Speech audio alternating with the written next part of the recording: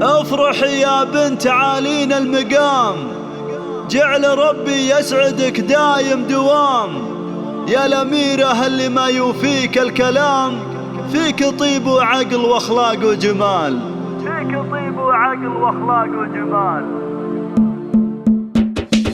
شغلوا شيله وغنوا يا الحضور،